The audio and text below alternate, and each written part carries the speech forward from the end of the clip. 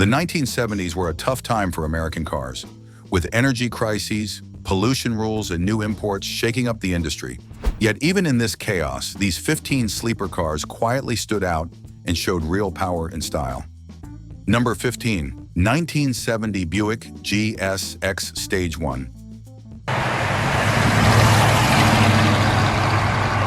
The year 1970 gave us many loud and proud cars, but none stomped into the streets with more surprise than the Buick GSX Stage 1. At first glance, people thought it was just another Buick with bright stripes, but the real story began when the key twisted and the ground shook like a marching band of thunder. Buick's new 455 cubic inch V8 was the star, and unlike many rivals, it was not shy about showing off.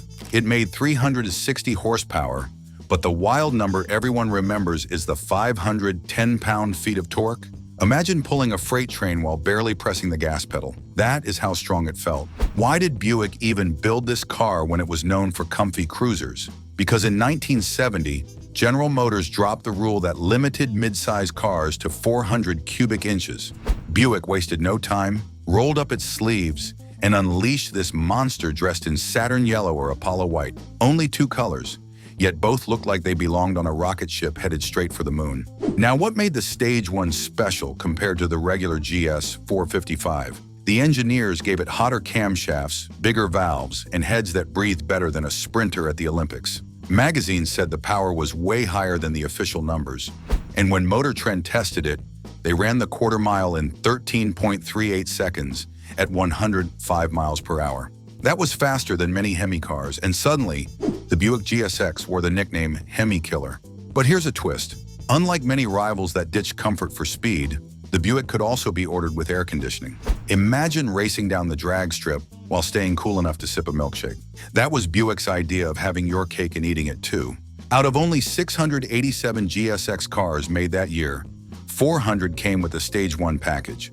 Most drivers picked the automatic transmission, but some brave souls stuck with the 4-speed manual and the big Hurst shifter poking proudly from the floor.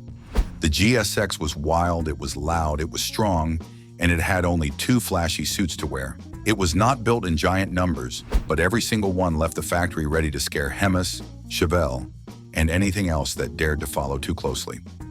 Number 14, 1970 Chevrolet Chevelle SS 454 LS6.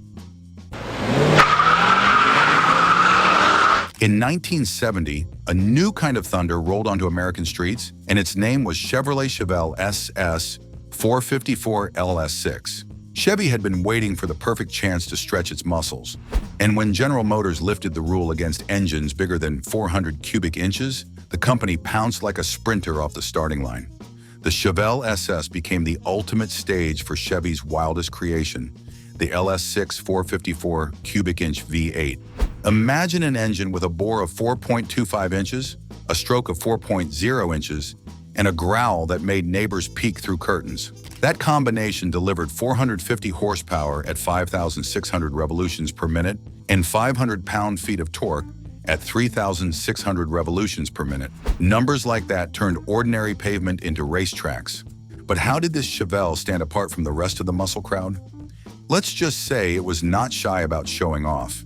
It wore bold stripes across its domed hood, and if you picked the special cowl induction hood, it had a flap that snapped open at full throttle, gulping fresh air right into the hungry engine. That little trick was like giving the car an extra deep breath before a sprint. Chevy actually gave buyers 2 flavors of the 454. The LS5 was already strong at 360 horsepower, but the LS6 was the true legend. It came with an enormous Holley carburetor, aluminum intake, solid lifters, forged steel crank, and pistons light enough to sing at high speeds. Every part was built for power and punishment. Testers in 1970 lined up at drag strips, and time after time, the Chevelle delivered quarter-mile runs in the low 13-second range at over 100 miles per hour. The LS6 was not just quick in a straight line, though. Motor Trend praised its ability to dart through turns with surprising sharpness, saying it felt lighter than its size suggested. That balance of raw power and surprising agility made it one of the most complete muscle cars ever. Chevrolet built 4,475 LS6 engines in 1970, and everyone was waiting for drivers daring enough to tame it. Some even ended up in convertibles and El Camino pickups. But no matter the shape, the heart of the car was always the same thunderous LS6 waiting to roar. Number 13. 1970 Plymouth GTX 446 pack. When people talk about wild colors and wilder power, the 1970 Plymouth GTX 446 pack always crashes the party. The GTX had a fresh look that year, with clean side panels, a new front grille shaped like an old telephone receiver, and a bold rear design. Plymouth made it part of their rapid transit system, which meant this car was more than a ride, it was an event. Imagine seeing one in bright limelight green, vitamin C orange, or Moulin Rouge pink rolling into town. These were called high-impact colors, and they made sure everyone noticed. But what about the muscle hiding inside that flashy suit? That's where things get exciting. Standard power came from a 440 cubic inch Super Commando V8, making 375 horsepower. Strong, yes, but the real treasure was the optional 446 pack. Plymouth called it the 446 barrel, Dodge called it the 6-pack, but both meant the same thing. 3 hungry carburetors working together to make 390 horsepower at 4,700 revolutions per minute. That setup could gulp 1,350 cubic feet of air every minute. That is like the car inhaling the wind from a hurricane just to make more speed. And if you thought that was the top of the mountain, there was also the legendary 426 Hemi with 425 horsepower. Yet many drivers loved the 6-pack because it was easier to live with and still left tire smoke curling in the air. The GTX wasn't only about engines. It came standard with heavy-duty suspension, a strong rear axle, 6-inch wheels, bucket seats, and a power bulge hood. Some models even had the vacuum-operated air grabber scoop that popped open to swallow fresh air. Imagine pulling up next to one at a stoplight and seeing that scoop rise like a shark fin. It was pure intimidation. In total, fewer than 8,000 GTX cars were built in 1970, compared to more than 40,000 roadrunners. That made the GTX rarer, more refined, and a little more exclusive. Drivers could pick between a quick-shifting 4-speed manual or a torque-flight automatic, and axle ratios that made acceleration feel like being launched from a slingshot. Number 12. 1970 Pontiac GTO, the Judge, Ram Air 4. When the spotlight hit muscle cars in 1970, the Pontiac GTO Judge Ram Air 4 convertible walked in like a superstar nobody could ignore. The Judge was never shy. It came dressed in wild colors like orbit orange, bold stripes, and enough spoilers and scoops to make it look like it was built for a racetrack. But the magic wasn't just paint deep. This version carried the mighty Ram Air V8 engine, a 400 cubic inch marvel rated at 370 horsepower with 445 pound-feet of torque. Imagine stepping on the gas and feeling that kind of force. It was like strapping yourself to a rocket that still had leather seats and an AM/FM radio. Now, how rare was this car? Pontiac built over 40,000 GTOs that year, but only 3,797 were Judges. Out of that number, just 168 were convertibles. And then, tucked within that already tiny group, only 17 carried the Ram Air 4 engine. Even smaller still, only 7 of those were paired with an automatic transmission. That makes this Judge more than rare. It is practically mythical. This particular example even started its life as a factory exhibition car. Picture it sitting under bright lights at a dealership, drawing crowds who couldn't believe such a car actually existed. After its show duty, it was sent off to the Milwaukee zone office and eventually landed in Wisconsin, where someone lucky enough got to drive home with one of the most powerful and eye-catching Pontiacs ever built. Inside it was fancy. Power steering, power disc brakes, a formula steering wheel, a console with custom seat belts, a hood tachometer that sat proudly on the outside, and even a stereo tape player for those long drives when the sound of the V8 wasn't enough music. The Judge's story also ties into a big moment in muscle car history. General Motors had lifted its ban on huge engines in mid-size cars, so divisions like Chevrolet and Buick pushed out 455 cubic inch monsters. Pontiac, however, made a bold choice. Instead of just going bigger, they showed that their 400 cubic inch Ram Air 4 could still outrun the pack with higher horsepower and pure racing spirit. Bright paint, roaring Ram air power, and a 1 in 7 rarity sealed the judge's reputation as one of the most legendary cars of the entire era. Number 11, 1971 AMC Hornet SC/360. In 1971, AMC had already dipped its toes into fast cars with the Rebel, Marlin, Javelin, and AMX. But the Hornet SC/360 was different. It was based on the everyday Hornet, a compact car that families drove to school and work. So how did AMC turn that simple ride into something worth remembering? They gave it a heart transplant, dropping in a 360 cubic inch V8 engine that made 245 horsepower with a 2-barrel carburetor. That was already strong, but if you ordered the Go package, things got even more exciting. Suddenly, you had a 4-barrel carb, a Ram air hood, and 285 horsepower waiting to roar. Now you might be wondering, how fast could it go? With the optional Hurst-shifted 4-speed manual gearbox, the SC/360 could run the quarter-mile in the high 14-second range. Not bad for a car that looked like your neighbor's sensible grocery getter. Motor Trend magazine even praised it for being a plain gas to drive and said it handled like a dream. Quick, fun, and still comfortable. What more could a driver ask for in 1971? Of course, part of the magic of the SC/360 was its rarity. AMC built over 123,000 Hornets that year, but only 784 of them were SC/360 models. And if you narrow it down further, only 555 had the 4-barrel engine, and just 306 came with the 4-speed manual gearbox. Imagine how special it must feel to own one of those today. The SC/360 also came with cool extras that made it even more fun. Buyers could choose gear ratios like 3.54 to 1 or 3.90 to 1, which changed how quickly the car leapt off the line.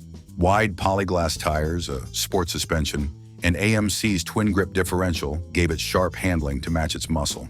Drivers had the option of a console, a hood scoop, and, of course, that Ram air setup that made the car look ready to eat the road. Number 10, 1971 Oldsmobile 442 W30.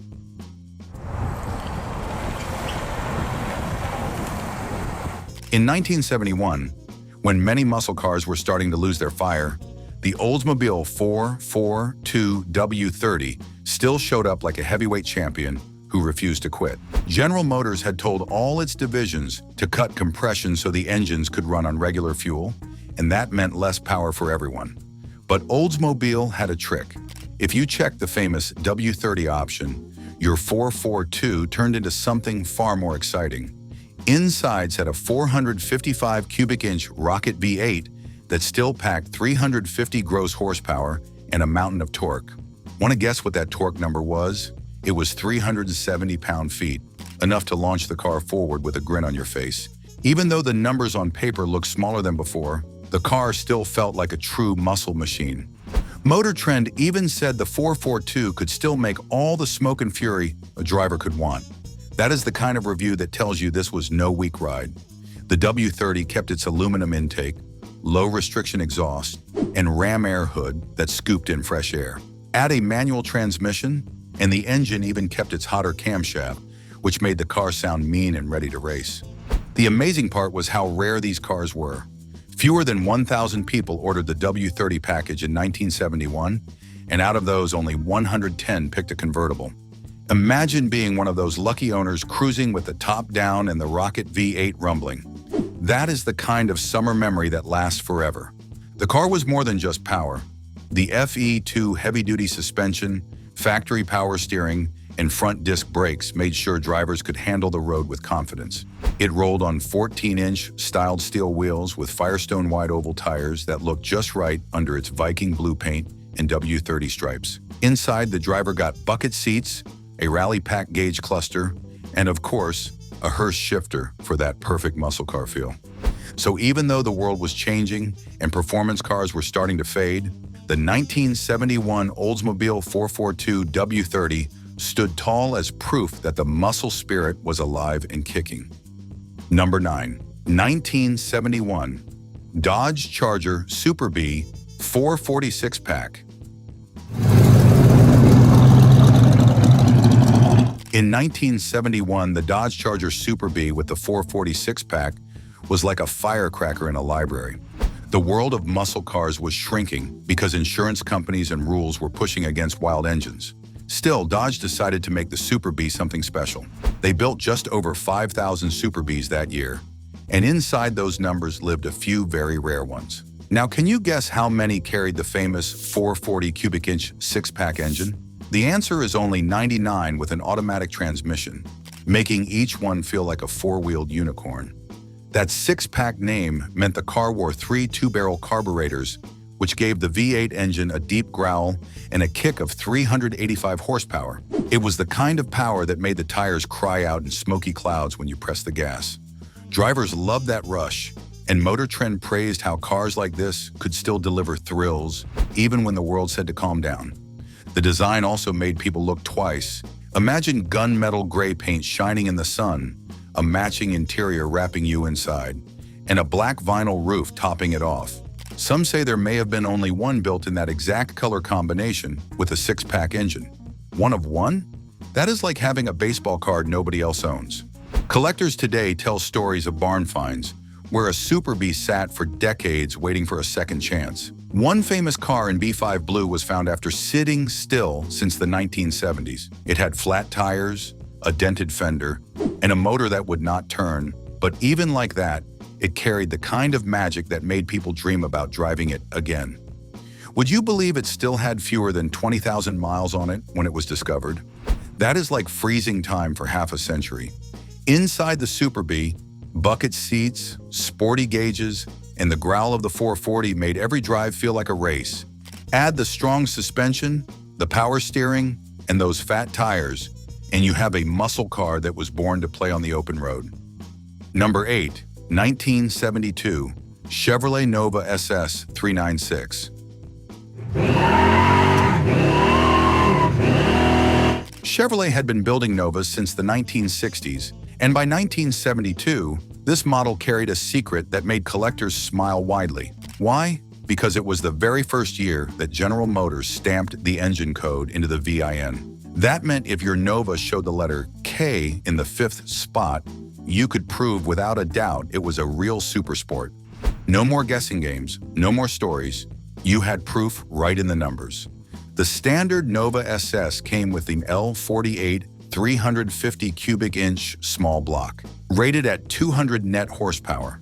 But the car in focus today was given something even spicier, a big block 396 cubic inch V8.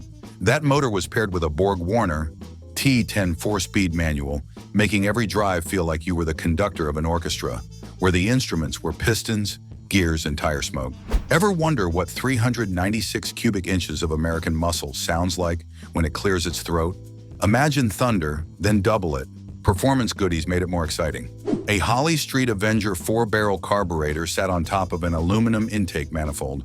Aluminum heads worked with Hooker Super Competition headers, all of it ending in a loud, proud dual exhaust that made neighbors peek out the window in either awe or mild panic. An HEI ignition with GM Performance spark plug wires gave it the kind of spark that could wake up a sleepy garage in an instant. The car looked the part too. Painted in bright red with a black vinyl interior, it stood out like a superhero in full costume. Inside, fresh vinyl seats, new carpet, headliner, panels, and a spotless dash made it look ready for the showroom. Stewart Warner gauges under the dash kept the driver clued in on what the big block was doing, as if the roaring sound was not already enough of a clue. With only 33,000 miles showing on some examples and a mix of original paperwork, these Novas stood tall as both authentic and exciting. The 1972 Nova SS 396 showed that Chevrolet's compact car could still punch far above its weight class. Number 7, 1973, Mercury Montego GT 429CJ. If you thought mid-size cars couldn't roar, the 1973 Mercury Montego GT 429 Cobra Jet is here to prove otherwise. Mercury made the Montego GT for only 2 years, 1972, and 1973, and in that short time, only 10,284 were built. By 1973, the GT had become one of the rarest ways to enjoy American muscle without looking like you were shouting about it.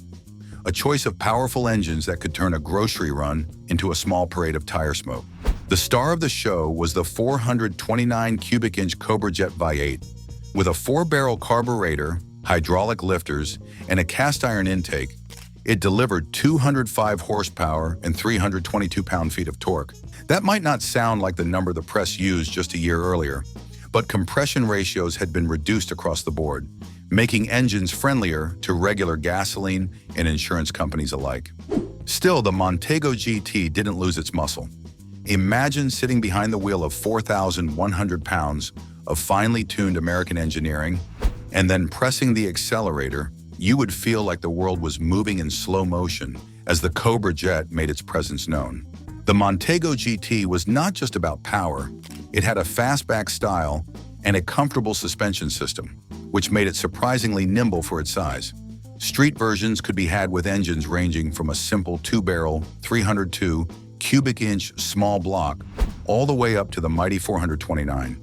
The 4-speed manual transmission was available on the Cobra Jet, though many, like the car in question, came with a C6 3-speed automatic that still delivered strong performance and easy cruising.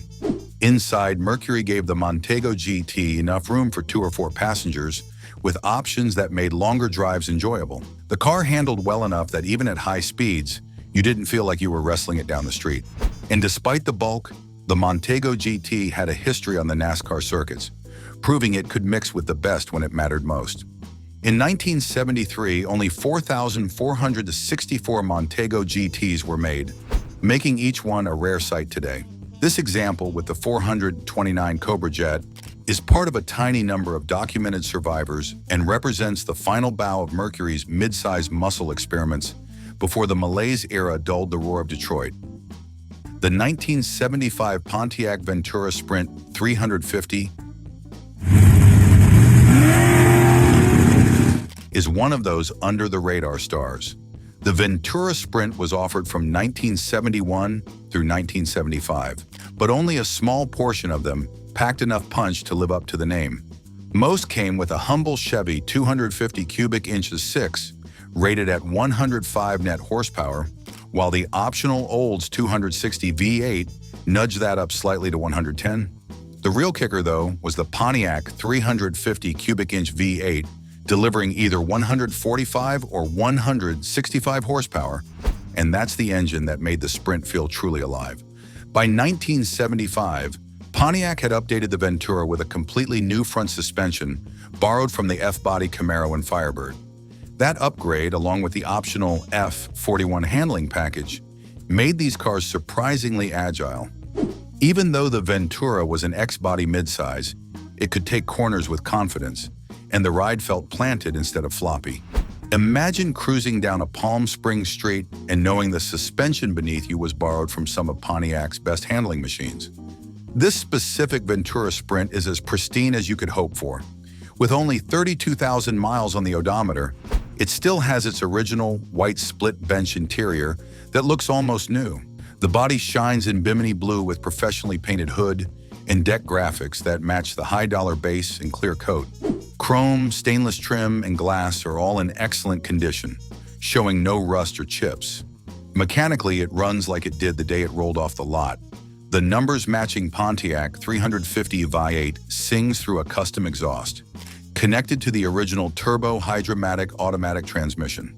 Power steering and power disc brakes make daily driving a breeze, while Rally 2 wheels wrapped in nearly new tires complete the package. Even the trunk is spotless, holding the original jack, stand, and inflatable spare. Every detail of this Ventura Sprint has been cared for, from the fresh water pump and seals to the tuned carburetor. With Pontiac's original performance upgrades, this car quietly proves why it deserves a place among the most legendary sleeper cars of the 1970s. Number 5. 1976 Plymouth Volar Roadrunner 360. In 1976, Plymouth decided to put the Roadrunner badge on its new compact volar. Instead of wild performance, the package mostly added stripes, unique Roadrunner badges, rally wheels, and a stiffer suspension borrowed from police cars. The idea was to make it look like a muscle car, but really it was more of a cosmetic upgrade than a full power machine. Under the hood, buyers could choose the 318 cubic inch V8 or the 360 cubic inch V8, which produced up to 150 horsepower, 195 brake horsepower, depending on emissions controls. Later on, a 225 slant 6 engine was also offered. By 1980, the 360 V8 was dropped entirely, making the earlier cars like this one even more special. The particular volar Roadrunner we are talking about came with the 318 cubic inch V8 and an unusual 4-speed manual transmission, because most of these cars were automatic. Imagine having the chance to row through gears in a Roadrunner, knowing almost nobody else got that chance. It adds a little secret thrill to driving a car that looks calm and ordinary at first glance. Unfortunately, this example was parked about 15 years ago while the motor was pulled for a rebuild. The project stalled, leaving the engine in the car, waiting for someone to finish the job. Even so, the body and trim still show off the classic 1970s styling. The volar Roadrunner retains its sporty stripes and badges, and the grille, while a little rough, reminds you of the era's bold, boxy designs. Even though the F-body Volare had some mechanical troubles and recalls during its production, it carries the Roadrunner spirit. With its trim package and optional 360 V8, this car represents the late 70s muscle in a compact, everyday friendly form. Seeing one rolling through the streets today is a rare treat, a little flash of nostalgia in a world of modern cars. For collectors and fans of sleeper classics, the 1976 Plymouth Volare Roadrunner 360 proves that even a car with modest performance can leave a lasting impression when it carries a legendary name. Number 4. 1974 Chevrolet Laguna S3454. This Canadian market chevelle replacement for the SS muscle car is painted black and maroon, with a matching maroon vinyl roof and red cloth interior. The original 15-inch rally wheels wear Cooper Cobra radial Tia tires, and the car rolls with variable ratio power steering, power front disc brakes, and a front stabilizer bar that keeps handling tight. Swiveling front bucket seats and a rear bench make getting in and out a little easier, while a push-button AM radio and 8-track player remind you of the 1970s soundtrack. Inside, the dashboard is fitted with a tilting 4-spoke sport steering wheel, a 120 miles per hour speedometer, a 5,000 RPM tachometer, auxiliary gauges, and an analog clock. Additionally, the big block turbojet 454 cubic inch V8 is upgraded with a 4-barrel carburetor, replacement intake manifold, Co-MP cams camshaft, Chevrolet branded valve covers, and tubular exhaust headers. In preparation for the sale, timing was set, the carburetor adjusted, and an oil change completed. Factory parts removed during upgrades are included, keeping the car historically connected. The exterior features a professional black and maroon repaint with chrome trim and 454 badging, along with a dented rear bumper and some paint cracks at the nose. Unique urethane front fascia, coach windows, remote sport mirrors, and a new vinyl roof all mark it as a true Laguna Type S3. The interior is reupholstered in pleated white vinyl with red piping, with the driver's strato bucket swivel seat for easy entry. Wood grain accents, carpeting, headliner, and dash pad are all in excellent condition, showing how much care this car has received. The 3-speed turbo hydromatic automatic transmission pairs with a factory differential and 3.4 2-to-1 gearing. If 40 suspension upgrades, including sway bars and firmer springs, add to the handling. For anyone looking for a 1970s sleeper, the 1974 Chevrolet Laguna Type S3 454 quietly checks all the boxes. Number 3. 1973 AMC Matador 401. Some cars quietly carried the fight for American muscle when everyone else was chasing flash, and the 1973 AMC Matador 401 was one of those underdogs. By the early 1970s, AMC was running out of steam, but they kept adding smart details like aluminum window surrounds that never rusted. Most folks didn't care about practical touches. They wanted fancy opera windows and shiny new trims. But AMC knew that durability counted. That meant even the plainest Matador had bright, lasting trim, while competitors' cars faded and flaked. The Matador 401 was the mid-size champion AMC hoped would compete with the Big Three. It looked clean and simple, and the coupe version added real personality, though most people remember the sedan thanks to police fleets. Yes, pastel-colored unmarked Matadors replaced old black and white cop cars, earning the nickname Rainbow Patrol for their sudden ubiquity. AMC likely made good deals to move the cars, keeping their lines busy while offering officers a reliable, solid ride. Inside, the Matador was surprisingly comfortable for a muscle car of the era. Sturdy seats and practical layouts made daily driving easy, and the design avoided the flashy trends that distracted from performance. The 1973 model wore a more balanced, though slightly awkward face compared to earlier Rebels. But the real power lay in its 401 cubic inch V8. That engine delivered strong performance while staying smooth enough for city streets, showing that AMC could mix muscle with manners. Handling was surprisingly confident for a midsize car, with suspension tuned for both comfort and control. The coupe version, rarer and more aggressive in its styling, highlighted what the Matador could do in performance and personality. Over the years, these cars have become the collectibles that prove muscle doesn't always need a big badge or screaming graphics to leave an impression. Number 2, 1977 Chevrolet Impala 9C1 Police Package. The 1977 Chevrolet Impala 9C1 proves that even a police cruiser can be a muscle car in disguise. The 1977 Impala 9C1 was designed to chase speeders, hold suspects, and survive long days of duty. It came with a heavy-duty 350 cubic inch V8 engine and a 3-speed automatic transmission, giving officers enough power to keep up with nearly anything on the road.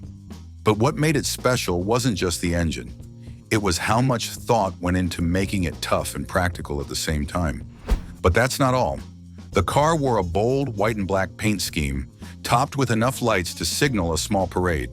Inside, it had smooth vinyl seats, a reinforced protective cage, and deactivated rear door handles so prisoners could not escape. A GE police radio, a statewide Lyrin radio, and speakers were all mounted neatly on a custom console. Even with all that gear adding nearly 300 pounds, the Impala handled well and drove comfortably for long shifts. Officers loved the 9C1 because it combined muscle, reliability, and practicality. It could haul people, chase speeders, and endure years of hard use, making it one of the most capable and unassuming muscle cars of the 70s. Its camouflage as a police car only added to its sleeper legend, showing that power and purpose sometimes come wrapped in plain packaging. Number 1. 1978 Ford Fairmont Futura 302 V8. Most people think of Mustangs when they hear a Fox platform, but the 1978 Ford Fairmont Futura 302 V8 quietly showed what this versatile chassis could really do. The Fairmont Futura was a two-door coupe that borrowed its greenhouse from the Thunderbird, giving it a grown-up look while hiding a family car's practicality. It rode on a 105.5-inch wheelbase, slightly longer than the Mustang, and featured a rear-drive live axle with coil springs and a McPherson strut front suspension. The real surprise came from its optional 302 cubic inch V8 with a 2-barrel carburetor, pumping out 138 horsepower, enough to make the Futura more than just a commuter. Inside, the cabin was roomy and comfortable, while the European Sport option added upgraded suspension and cosmetic touches that made handling sharper without changing engine output. Buyers loved the balance of performance and practicality, and Car and Driver praised the well-packaged chassis, saying it handled almost like a Volvo. Over 1,600,000 Fairmonts were built in 6 years, proving that a smartly engineered family car could quietly be a sleeper legend. Which of these legendary sleeper cars from the 70s is your favorite? Drop a comment, hit like, and don't forget to subscribe for more awesome car stories.